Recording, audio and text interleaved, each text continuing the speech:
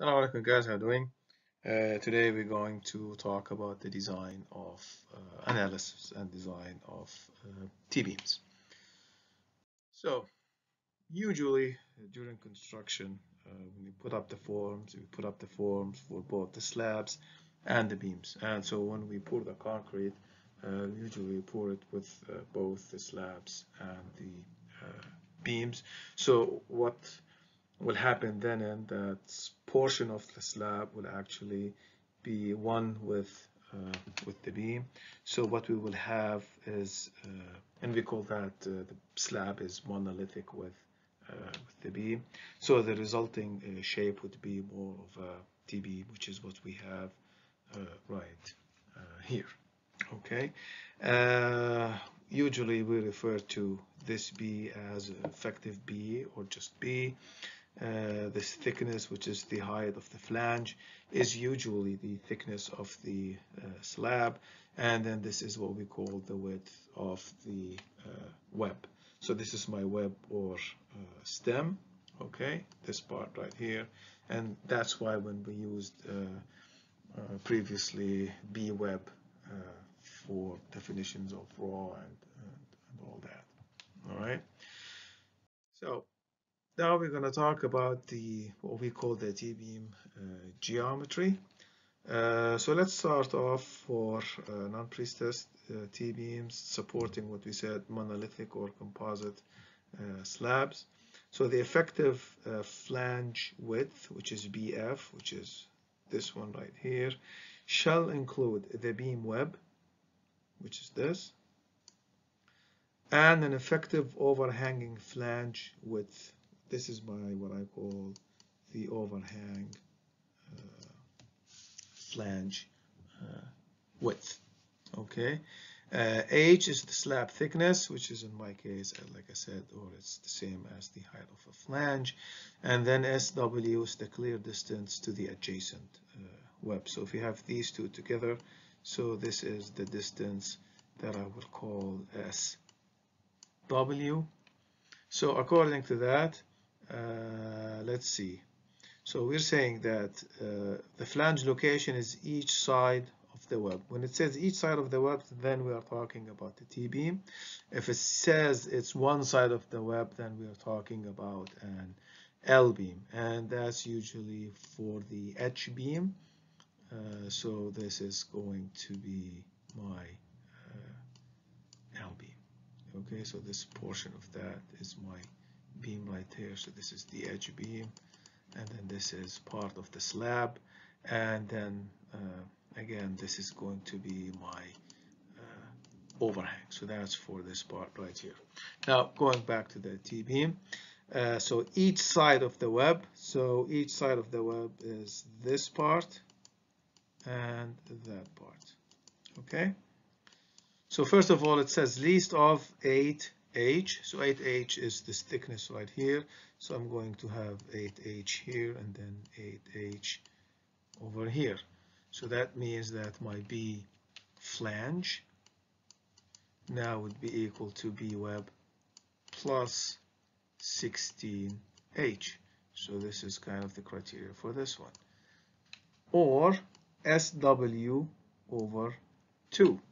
Okay, so now this is going to be let's say SW over 2, and then from the other side it's going to be SW over 2 as well. So now then this becomes B web plus SW, which is the clear distance between the web.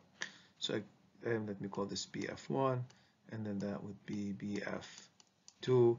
The third criteria is ln over 8, so then again that would be BF is equal again to B web plus ln over 4 now, because it's 2 times ln over 8, and then the ln is simply the length of the beam, which is usually in this direction.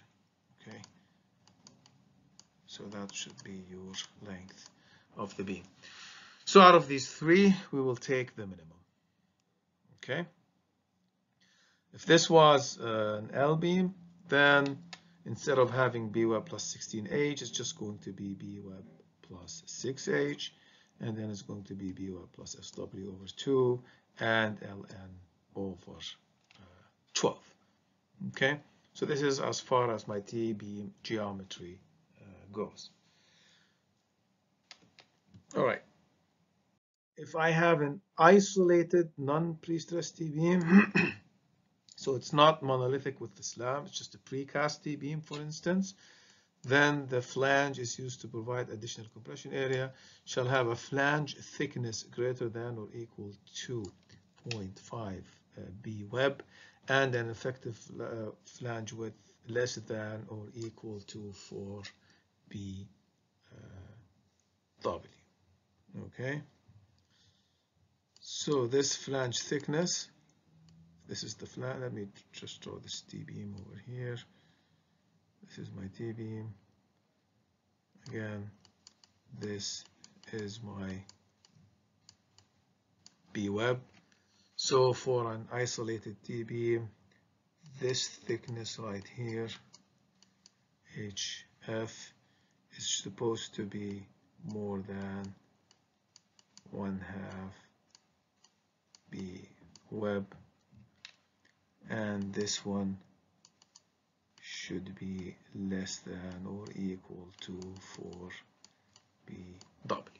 Okay, so we have two different criteria for beams cast monolithic with slabs, or whether I have just a precast or an isolated T-beam. So that will take care of the geometry. Now we have to think about how we're going to do the analysis. Okay, we're still going to use the Whitney's block, and we're still going to use the intensity of 0.85 F prime C. Now here we have two things. My neutral axis might either fall below the height of a flange, or it must be larger than the height of the flange. Okay, so if we take the case in which this is less than the height of the flange, which is this case right here, then we can analyze it as a rectangular beam of width equal to B, and the effective flange width is going to be the effective flange width B. Sorry. So now again using compression side equal to tension, then 0.85 F prime C AB is going to be as Fy, and from that I can find the value of A. Like we said, it's assuming that, again, we said below the neutral axis, concrete doesn't exist, so I don't care about the shape of that below the neutral axis. So as far as I'm concerned, this is the only thing that is acting. So to me, that's just a simple rectangle with a width of B, and all this below the neutral axis actually for me does not exist. Okay, and that's why I'm going to analyze that as a regular rectangular cross section, as long as my neutral axis is below my flange height. Okay, now if the neutral axis falls within the web, okay, then in this case the analysis might change a little bit, and I'm going to make things easier for me, I'm going to divide that into two parts. Okay, the first part, I'm just going to take the flanges, which is these, and the second part, I'm just going to take the web. So here what I'm doing is I took it into two parts. One part just dealing with the flange, and the flange obviously has a known width and a known height, right? So this one we know usually. Here, depending on, well, we still have to figure out what that zero neutral axis is. I probably will know this width with this B web, but I will not know this distance usually, but it's easily found. So again, by doing that, I'm assuming that the first part of the tensile steel is to resist the longitudinal compressive force in the overhanging portions of the flange. Again, this is an assumption of mine. And then the remaining steel is balanced by the compression in the rectangular portion of the beam. Okay? So like I said, this is an assumption. Oh, it's an assumption of mine where I just divvied up the area of steel and said, okay, some of it is just going to go to the flange, and the other part is going to the rectangular cross section Again, I'm only doing that to make things easier on me. So I can easily find out the, again, using the compression tension portion of that, in which the area of steel flange times Fy is going to be equal to 0.85 F prime C B minus B web times the height of a flange. So I'm just taking about this area. So if this whole thing is B, and then this is BW, then B minus, let me just put that here, then B minus B web is going to be this areas right here.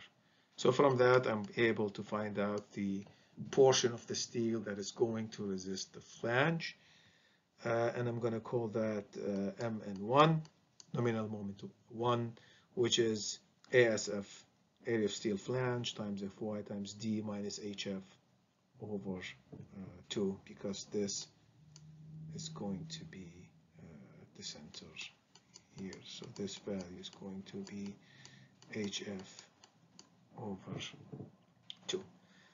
Then the rest, which is area of steel, again, this is the total area of steel, subtract from it the area of steel due to the flange times Fy is going to be, again, going back to the T plus compression. So again, it's like saying I have compression from the flange and compression from the web. That's what I'm practically saying. And then Mn2 is equal to the area of steel, total area of steel, minus the area of steel of flange, which I just calculated from here, Fyd minus A over 2, because now this is a regular rectangle. So this is how I'm going to approach it. Again, we will have to find the net tensile steel, net tensile strain to find the phi, if it's going to be 0.9. Again, we're still talking about tension controlled section. Again, using the compression is equals to tension, we will find that the rho W max is equal to rho max plus rho flange. Rho flange is the area of steel flange divided by B web times D, and then the rho W regular one is equal to AS divided by B web times D. Okay. Now, if it's more than that, then it will become a doubly reinforced D section. And yes, we do have doubly reinforced D section, but we will not cover it in this course. And we actually do use them in bridges or high loads. This stays the same as before, and this stays the same as before. Same ratio, same ratio. Okay. So let's start off with an example. Here I'm having an isolated T-beam composed of a flange 0.7 meter wide and 0.15 meter deep, cast monolithically with a web of 0.25 meters width that extends 0.6 meter below the bottom surface of the flange. So what I'm having is this. It's not to scale, obviously. So this is my 0.7. This is my 0.15, and then this is my 0.6. So this total height is 0.75, and this is 0.7. Tensor reinforcement consists of 6 phi 32. So here I'm having 6 phi 32. Horizontal, two horizontal rows. The centroid of the group is 0.6 millimeters, so he's giving me D directly actually, with F prime C is 21, Fy4 and 20. What is the design moment capacity of the beam, knowing that dt is equal 0.699? So he's just kind of made it easy for me. He gave me D, he gave me dt, so I really don't have to worry about calculating those. I'm not even going to check if they're right or not. Now, B is equal to 0.7, as I said, height of flange is 0.5, and then B web is 0.25. Since it's isolated T-beam, then HF is, you can check that's larger than BW over 2 and less than 4 BW, so the ACI are met. Now again, as with anything, always in any T-beam analysis or T-beam design, all analysis, I take it back. In any T-beam analysis, always assume that we have a rectangular cross section. Always. Okay. So from that, I'm going to calculate A. So as assuming a rectangular cross section, then 0.85 F prime C BA has to be equal to area of steel times Fy. In doing so, I found A to be 162.2, which is larger than my head of a flange, which is 150 millimeters. So I have to analyze it as TB. So in doing that, I will find out the area of steel of the flange, which is 0.85 F prime C over Fy times my B minus my B web times HF, and now this is the area in millimeters square. Then area of steel minus area of steel F is going to be this. From that, I'm able to find my Mn1, which is the area of steel of the flange times Fy times 660 minus 75, which is D minus HF over 2, and that's giving me a total moment, or a moment of 704.85 kilonewton meters. Now I'm going to calculate the A due to the web, and that's going to be the area of steel minus area of steel of flange times the Fy divided by 0.85 times 21 times 750, and I'm getting this for my A value. From that, I'm able to calculate Mn2, which is 466. I'm calculating C. Here, I guess you have a choice if you want to calculate epsilon T or not. Here, I just took that and divided C by dt and found that to be 0.301 less than 0.375, and that's phi equal to 0.9. From that, I found my total moment to be 1171 kilonewton meters. Okay, so that's for that example.